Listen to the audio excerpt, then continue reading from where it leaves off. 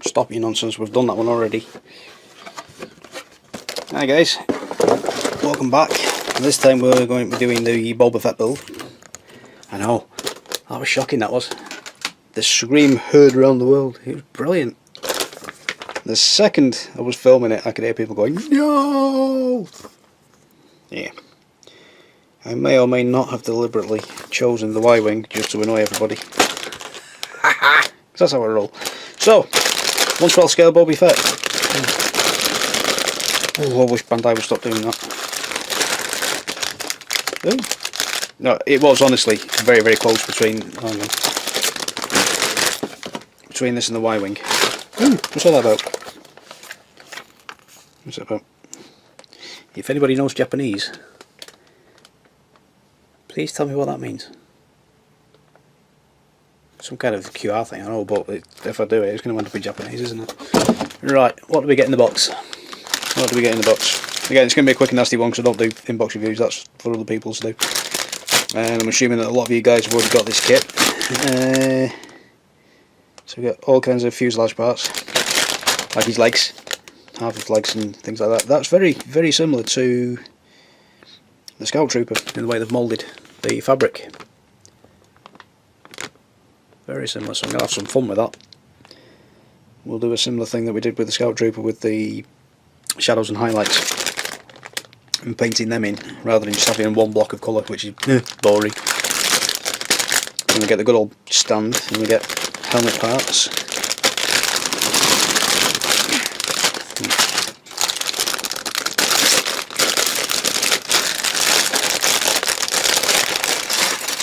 Helmet parts. And backpack. Oh, backpack. Ooh, backpack. Yeah, it's alright, bear with me. Stop your nonsense. I've got distracted again. A dented helmet. Lovely. I might fill that in and do it as Django. Stop screaming. I can hear from here. So I'll put that on there. So that's about packing the helmet face and things like that. Oh, where'd you come from? That's stickers. Stickers. I've not seen decals yet. Ah, that's because they're down here. There's the decals. Then we get his feet. Them shoes have always made me laugh. Look at them. More like flippers. Scuba flippers. So that's his feet, and that's his shoulder pads, knee pads I think, elbow pads, something like that, I don't know. How many of you screaming, oh, no, stop it.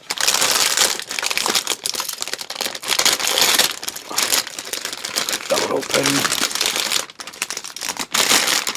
Decals, yeah, that's better, that's decals. Some of these I'll be painting on, like the cheek sections, and some of these blast, it looks like blast marks, some kind of pop marks. Let's have a quick look. It normally tells you on the back here. 26, yeah, so it's spang marks. There we go, so there's 26 there at the top, which is these things here. Now, why shows that you can do all kinds of paint chipping like that and then use a decal for inside the spang. Silly it is. So, ooh, these decals are actually the shadow parts of the helmet. Yeah, we'll paint that. But there's things that I won't be able to paint, like the strip here. I'll have to decal that, and the Mandalorian decal that goes on his shoulder just here. I'll have to decal that too. Possibly these little push button things that go on the wrist mount weapon system. So there's a few bits and bobs that we can look at as we get there. Put the instructions back there for a second and then have a look at this. So we've got the torso, and I've seen quite a few guys in the forums getting rid of this cape and using fabric and things like that, so I'll have a look at that and see if I can actually do that. The famous mush. Look at that. What I haven't seen yet, which is making me worry, it's because I threw it up there straight away, didn't I? I'm not seeing these visor parts.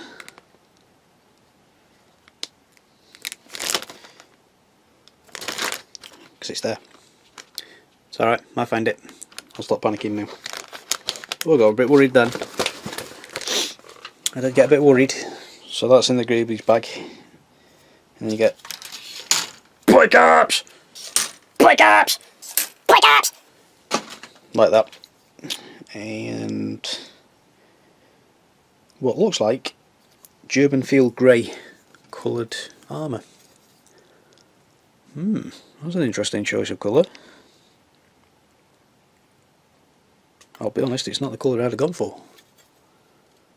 And what's worrying is, I'm just having a look at the box, which is just up there, and his codpiece. He's been shot in the codpiece, for crying out loud. You see the spang? Just there. Been shot in the codpiece. Who would want to shoot Boba Fett in the codpiece? That's just ridiculous. Look at all that ribbon there. That's going to take a beautiful, beautiful gunk wash, that is. So, I've got some decisions to make now with colours, because I wasn't expecting German field grey. And I've actually gone with Japanese JA green. So I'm going to have to have a little think of that, and things like that. And the thought process is as well, obviously, there's like a few different ways we can do all the chipping and things like that he's got. We can certainly stipple some of, hang on, where's that picture I saw a second ago?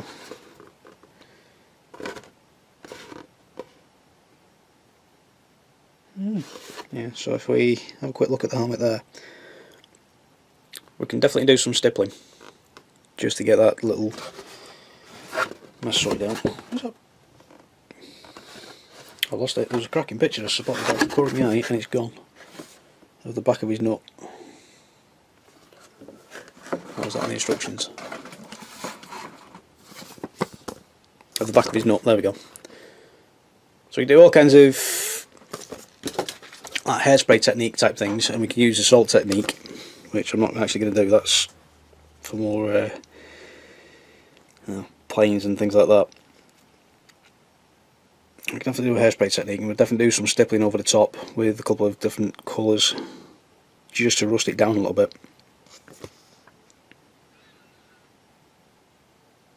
We can do some masking as well of some kind, so we can like dot on little bits of that rubber mask, latex mask, that stuff.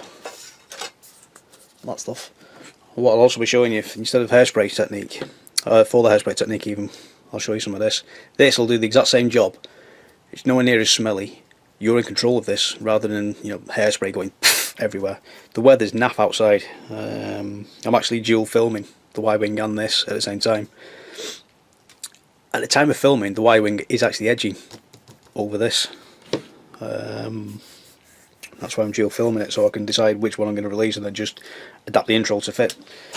See, there's always something going on, and I'm actually doing this before I announce the who wins the vote, so I can actually get ahead of it. Oh, excuse me, I have something ready for you. Hey, always thinking, trying to get that build schedule sorted out, because I've got all the rest of that to sort out yet as well. Too many things, not enough me. So yeah, anyway, you'll pay a little bit more for this compared to ordinary hairspray, but I've actually used that on my Master Chief, which is like huge, and hopefully there's like an overlay clip as I'm yapping away at you of what that looks like.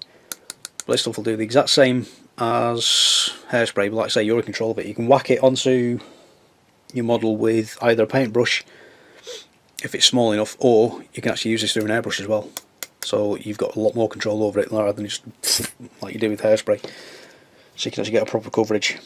It's not as hit and miss as the actual hairspray as well. So yeah, I like that stuff. I do like that stuff. So we'll have a go with that. We'll have a go with the masking. What I'll do is I'll pick different panels and equipment and things like that to show that technique with. And things like that. So I'll quick look through the instructions now. Having built a load of 1/12 scale figures, as you've already seen, it's pretty much going to build up the same way as 3PO, the Stormtrooper, the Scout Trooper have done. In that we've got a very, very rudimentary skeleton type thing. You put your shoulders in with a waist socket, so you build the chest torso, and then you build his abdomen torso, so he's got like the bendy over type thing, and straight away I can see very, very similar, very good similarities with the Scout Trooper and the way that the armour bolts onto him with all these little push fit things. And obviously we're building a head up as well. So it's pretty much as you'd expect from the 1/12 scale figures range. And then you build the pelvic girdle, and then you move into the legs. So it's all pretty much as we've seen so far.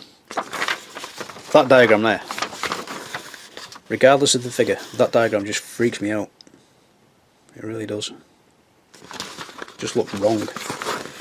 So we'll go on to slapping his legs on, into adding all the greeblies around his belt and things like that, and then, oh my word, that gets a bit fiddly there, with whatever gizmo that is.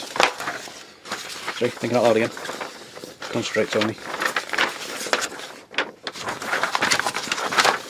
That bit always confuses me. Then we moved into the colour bits on the back. So again,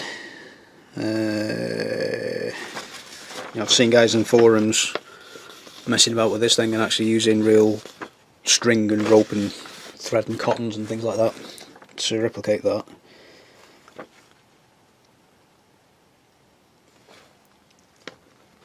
And move into the backpack.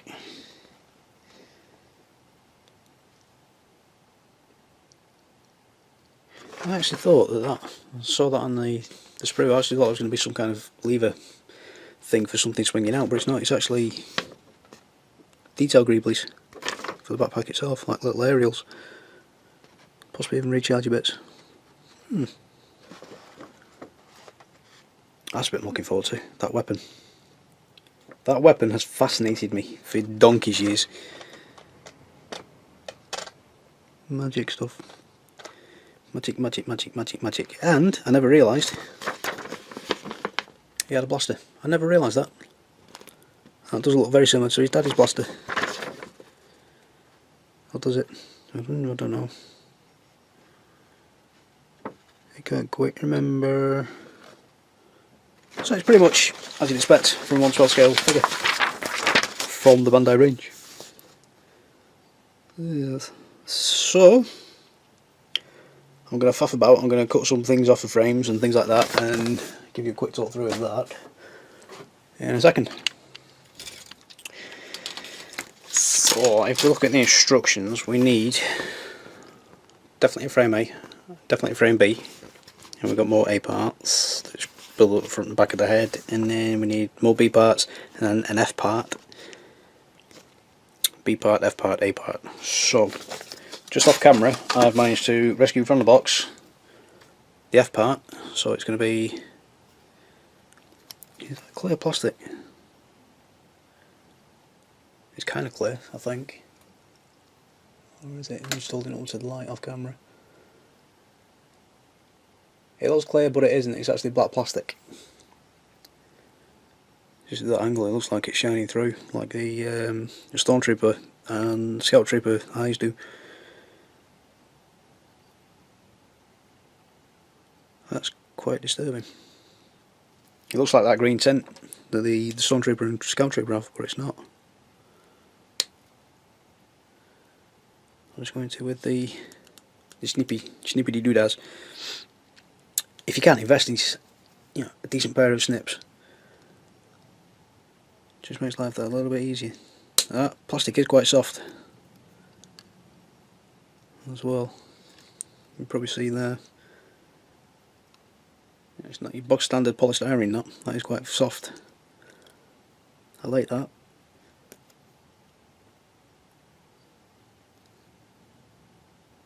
It's very gently along that piece there.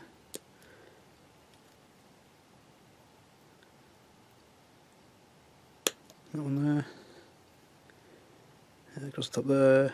I'm actually holding my breath there. Yep, that's done. So pop those there. And so that can go back in the box nice and safe. Hop there. And then where's the instructions gone? So we need A6. A6. Here's just the car.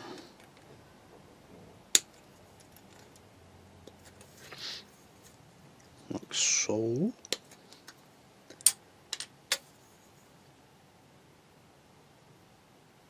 B6 and B7. Right, we'll snap his dome off whilst we're here. So, grab his dome, grab the front of his mush, just like so. I can't actually get into that properly yet, so we're going to snip the frame so we've got the gates at the top. Just so we can get in a little bit closer. Whilst it's on here, it's a little bit difficult to get in properly. So that's that. What else do we need? A5 and A14.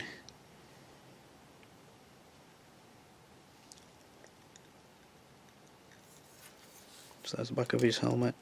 So that's A14.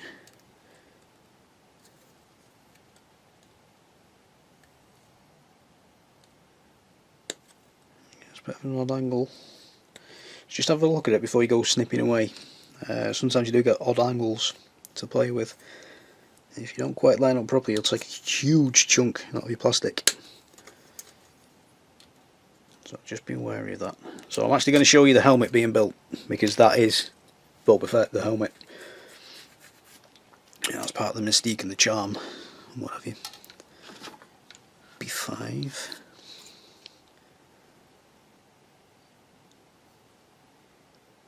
B5.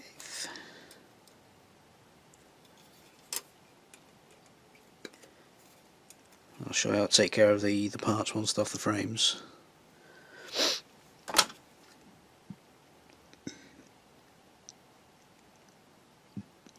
Oh, I don't remember eating that. I do apologise.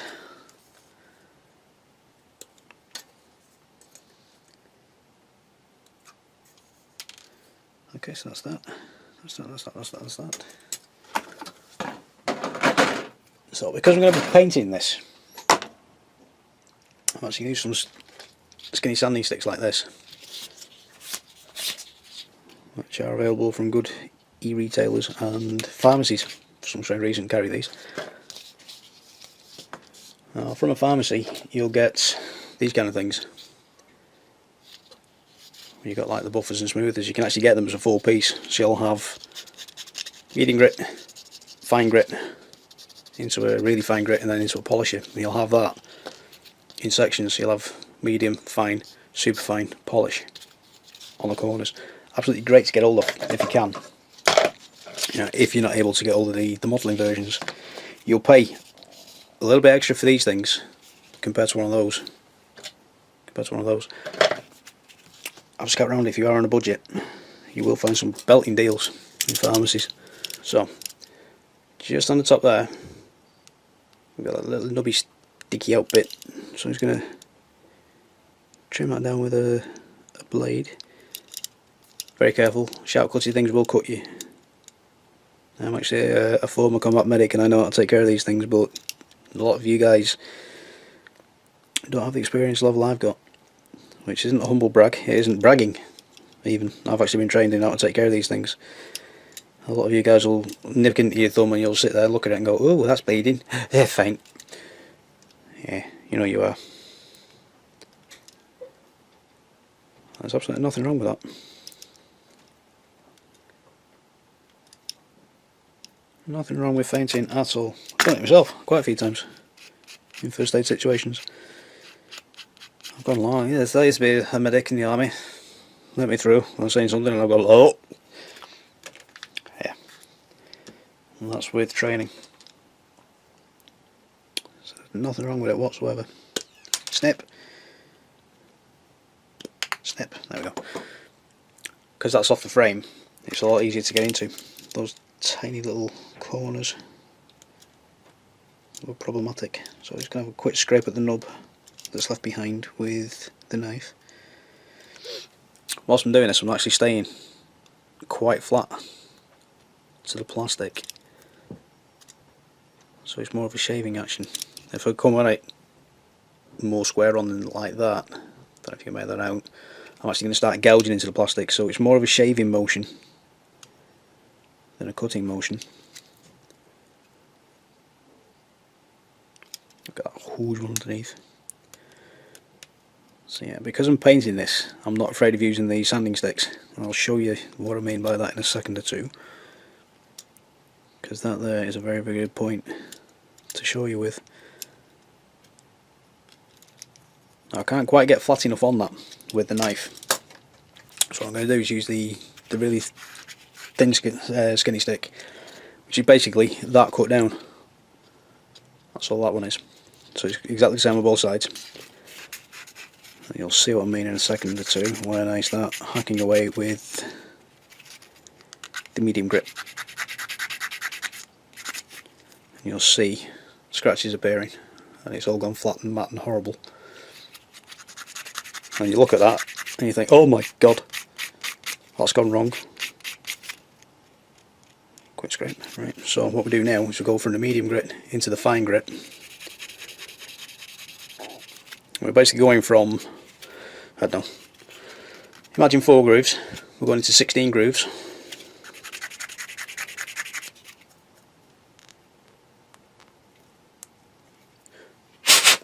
Like so. And we're coming for the blue super fine grit, so we're now going to like a couple of 100 grits. My math sucks, so I can't quite do exponential multiplications. So go a little bit finer again. And we're going to the super smooth polisher. With these things, you can't quite make it out on this plastic. There we go, it's got all nice and shiny again now, like it was when we first started. If you get, blimey, you get a flat enough piece of plastic. Let me see what I've got knocking about. Got some plastic card. So if I do it again, just put a lot of grooves in there. Probably can't make that out. Just here. I'm going to find from medium. Definitely can't make that out because it's white. I'm going to super fine. You'll actually feel it now, biting, you can actually hear it. You get that noise. So that's gone really, really fine now. That's gone really smooth even. You go into the polishing side. That squeak means it's done. So even though you can still see little lines, you probably just make that out there in that light. It's actually really, really smooth. That is now a keyed surface, and that'll take paint a lot better than the original plastic will. So it's a little trick that us model makers use to get these kind of things done, especially when you've got nubs like that. So even though that looks in person, you can actually still see the nubs sticking out a little bit. You still see the white mark there. That is actually perfectly smooth. I can run my fingernail across that. And that squeak is actually smooth plastic. Kind of cool. I like that. So we've got that part. We've got this part here. Take out that nub at the top.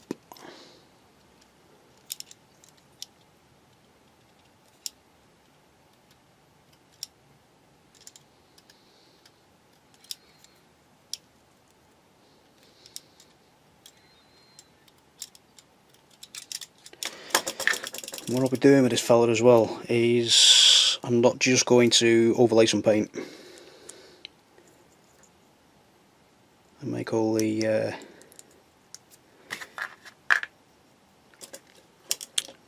silver chipping and things like that just with paint alone. I'm actually going to gouge some chunks out of him and make him actually look battle damaged, especially on the chest panels.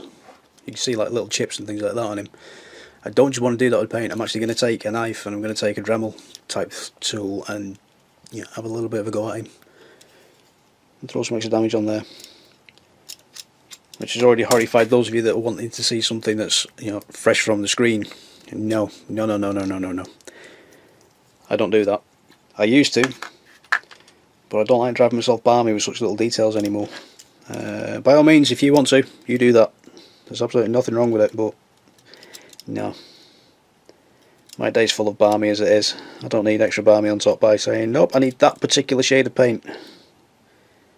I'm happy to get close to it, do the rest with weathering, but I don't believe in the actual shade of paint. It's not only that.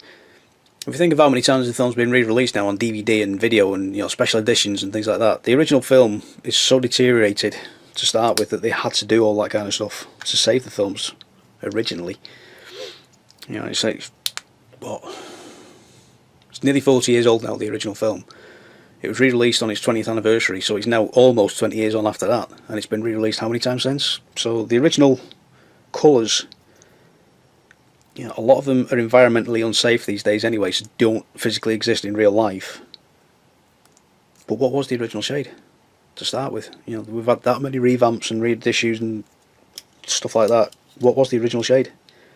So I'm not prepared to drive myself balmy. I'll get close to it, I'll do what pleases my eye, and that's it. I'm done. I've literally had, of all the views I've had on every video I've done so far, I've literally had 4 people, that's it, saying to me, what are we on now? We're on something like 60,000 views. I've got something approaching 800 subscribers. Love you all. Thank you for that. Genuinely, thank you. I honestly expected about 60 people to watch these full stop. And I get about 5,000 views. It's been phenomenal. A lot of swearing and everything. I don't swear in my videos. I'm not PewDiePie. Yeah, all those views, all those subscribers, I've literally had 4 people say that's not right. That's absolutely amazing. So I'm doing something right, and I'm not even going for, I'm not even doing any, oh hello, why have I gone blurry? Not doing any research. I'm literally at the side. I have my paints there. I have some Tamiya paints in one of these drawers here, and I have my Meg oils up in the top here. I literally look over and I think, do you know what? That looks close enough for an ATST. Wallop, we'll throw some of that on. That's literally all I do. I don't prepare any of these paints at all. Contrary to popular belief. I've had quite a few people say, nope, he figures all this out beforehand. No, genuinely don't. I'll look over there, I see something I like, grab it, and I go with it.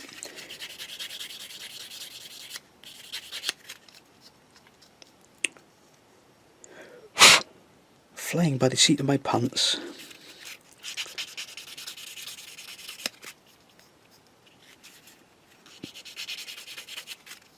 That's why I was surprised when I actually saw this kit. Just then when I was opening it all.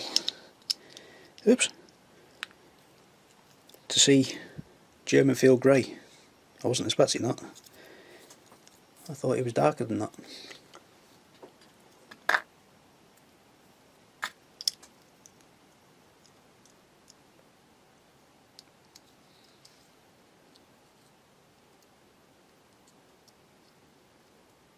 Ah, this is why you should look at instructions.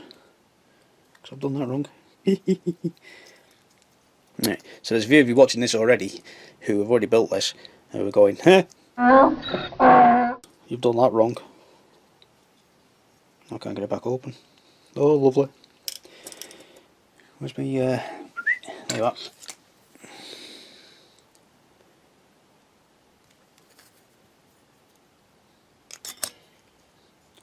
See, I'm exactly like you guys. I get all giddy, get carried away myself and start throwing things together without paying much attention.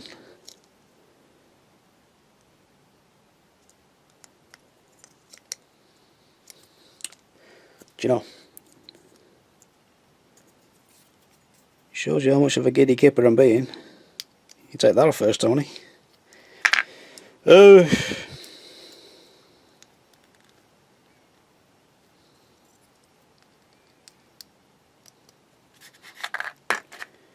There we go. Right, I'm getting somewhere now. It's not my fault. So, take care of that knob first. Oh, God, I need coffee. So the reality is, and if you've already seen the Y-Wing video before this, I'm actually filming this on the same night, and this is actually the proof. Yesterday I did the Mad Dog 10k run in Southport. Brilliant day, absolutely brilliant. Still trying to go over the tonsillitis thing, and I'm actually literally just come back in from, so it gives you an idea of how I film these. I'm still building this fella at the time, and by the time you get to see this, that's been finished and done and gone. That's on somebody's shelf now. So yeah, I'm still struggling with the tonsillitis, which has been fun. Really has been fun. Lost my voice and everything. Felt like crap for about 3 weeks. Not been able to do any filming because I can't speak. Well, I couldn't speak. I can now.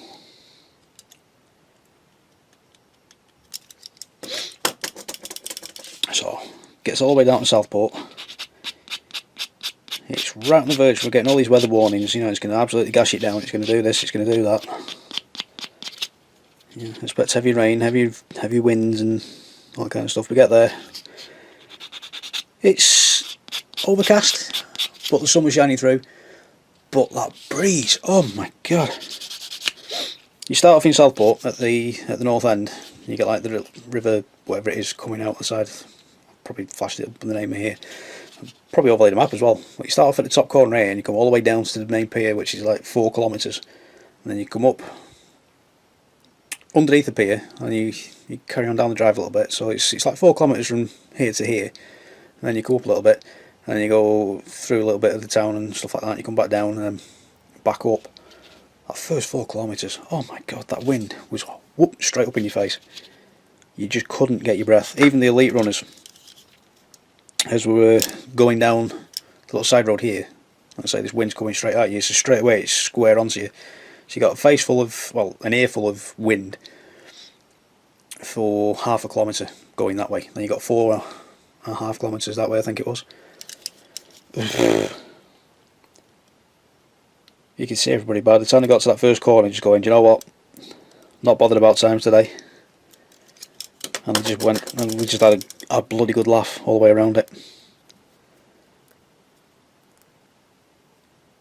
One of the best 10Ks I've ever done.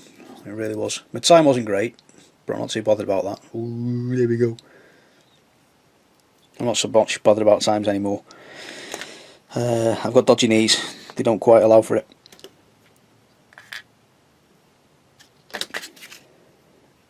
But even with that really strong headwind for the first half of the race, I still managed to get only just 5 minutes over my personal best, which was pretty amazing considering. But today, oh my god, today, I'll be honest, I actually thought that I had 2 more weeks to prepare for this race. I honestly thought it was towards the end of February and not the first weekend of February. So it got to Wednesday last week, and my mum's absolutely amazing. She's 60 this year. Where is she? Born in 56. Yeah, she's 60 this year, and she's been running for possibly 5 years now. She had to, she had to lose weight, otherwise, she was going to be in serious trouble with health issues and God knows what else. And she started on one of these walk to run clubs at the local athletics place, and she's now doing half marathons. her 5k and 10k times are better than mine. And I'm so bloody proud of her for doing it. I really am. So in November, when she says, "Do you fancy doing this Mad Dog with me?" I was like, yeah, of course I will. Great idea at the time. Let's say I thought I had 2 more weeks to prepare for it. And on Wednesday last week she said, "Don't forget we got a thing in Southport a weekend." Huh? Wait, what? Panic. Ew. I like that. I do like that. Shame I'm going to paint it. So yeah. Almighty panic. Cancelled everything for the weekend. Went to Southport on a Sunday morning. Did the run. Come back. And today I can't bloody move. It's been great. Up. My thighs. My knees. Considering I've got dodgy knees, my knees are fine. But my thighs. Pull back a little bit here. My thighs just there are absolutely killing me. And that muscle there at the shin, the one that pulls your foot like this, that muscle has gone. It's just, every time I ask it to do something, it's just saying, nope, you were silly, you wanted to go running, nope, I'm not working today. So things like this now is actually comfy, sitting down, but the second I try and stand up, that's it, I fall over, I do. And they've been taking the mickey out of me, something rotten in work today, every time I move. Hey up, John Wayne's off. Seriously, I was walking like John Wayne. It's rubbish. Why do I do these things? I've got another one in May. Boba. Boba. Okay, so whilst we've got the Dremel out for the Y-wing, it's like I'm filming these at the same time as each other. It's definitely the helmet. Definitely the helmet. So there's the helmet spang and then there's one on the knackers. I can't believe somebody's tried to shoot me in the cock. Honestly. Do these people know no shame? Ooh, careful. So I'm just going to take all the armour parts out and have a quick nosy at them. Yeah.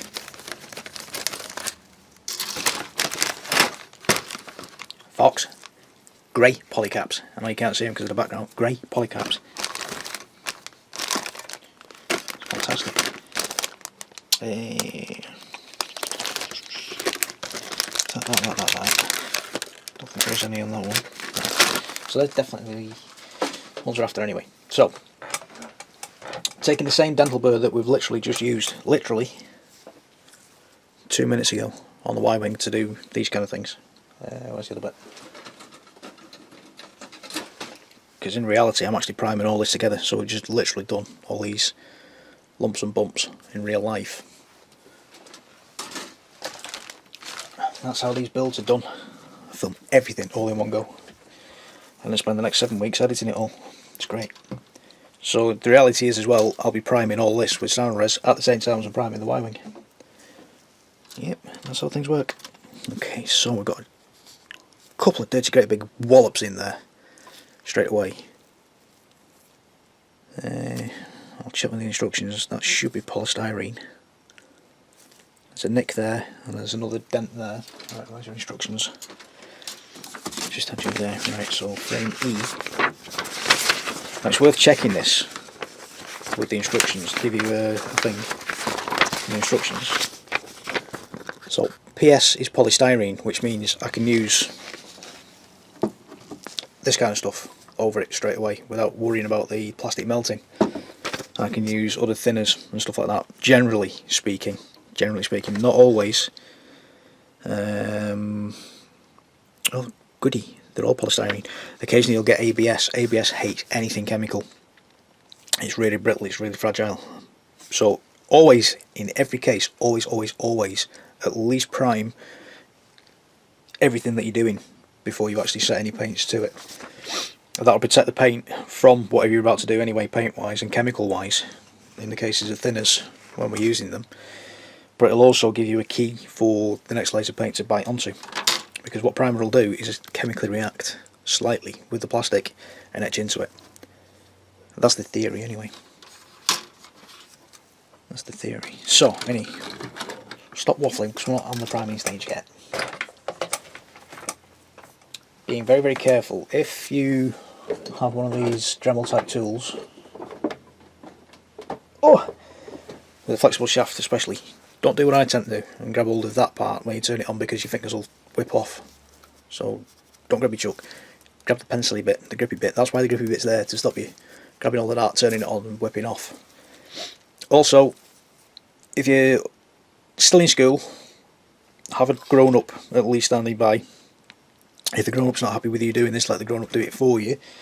Whack them over the head, make them watch this video first, so that they can see how to very, very gently dig away at this kind of thing, rather than straight through. Unfortunately, if you are still in school, us grown-ups don't like people in school to do this kind of dangerous work, because it can be dangerous, because that, when I switch this on, we'll be legging it around at about 13,000 revs per minute. Very nasty.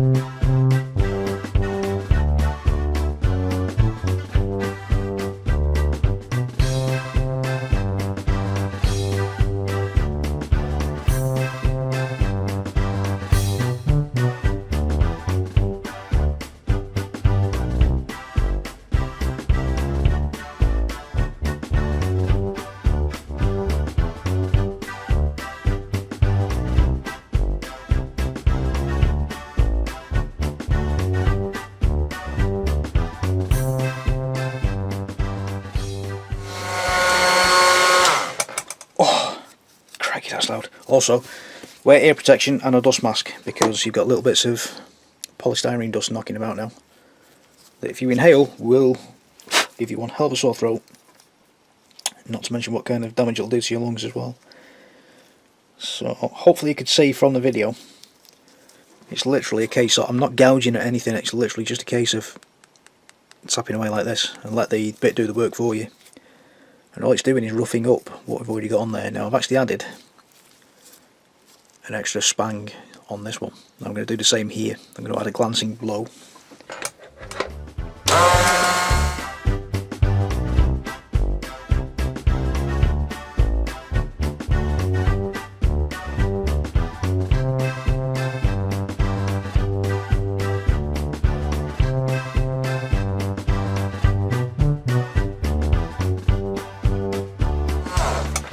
Like that. So it's literally a case of dabbing on and then drawing a line back from there. And that literally just roughs everything up. Excuse me. And it's very slightly worrying that this croaky voice keeps coming and going. Right, so tell me a thin cement. I'm literally going to take a tiny amount and just dab it over the areas we just worked on. This will stabilise any rough edges, so as it dries and flashes back it'll just soften everything and then help it relax a little bit, so there's no jaggedy edges. Jaggedy and things like that. So I'm just going to add that in there like so. If this was ABS, I would use ABS glue for it. I believe you can get some. I've seen it. I do believe it's Tamiya that do it. So there's an ABS glue as well. Who knew? So that's that one. Sort this spang out on his helmet.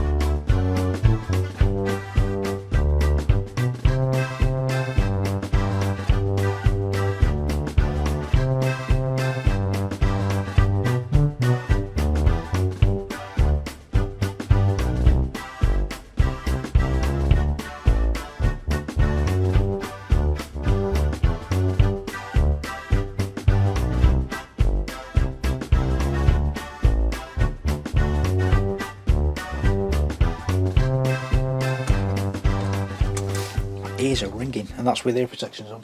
I think my ear protectors are broke.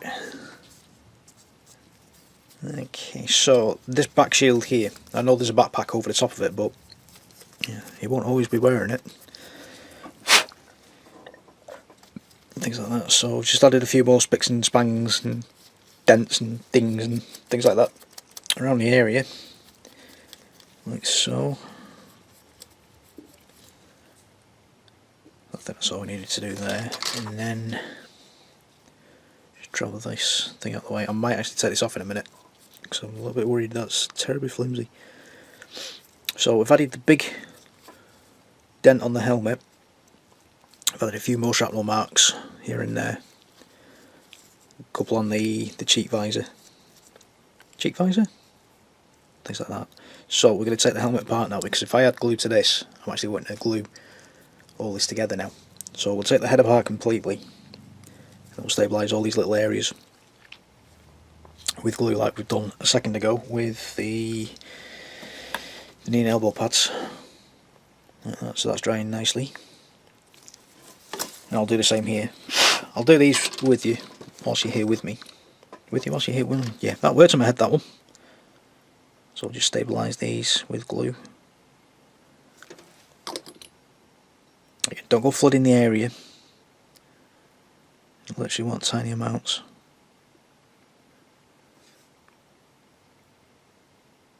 And I'll just stabilise all these. And then once I've built the backpack and had a look at that, I can decide whether or not to do some of this detail there as well.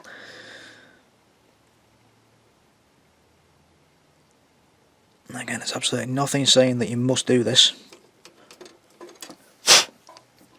This is a personal choice. If you decide to follow this, then please, please, please be careful. Mind your fingers. And don't go hacking away at the kit. Be very careful. Treat it like glass. Yeah, it's like, say, if you apply any pressure with that drill, it's going at 13,000 revs per minute. That will punch all the way through. And if you've got your finger behind it, trust me, you'll know. I personally haven't had that happen, but I have had to treat it as a first aider. It's not a pleasant sight.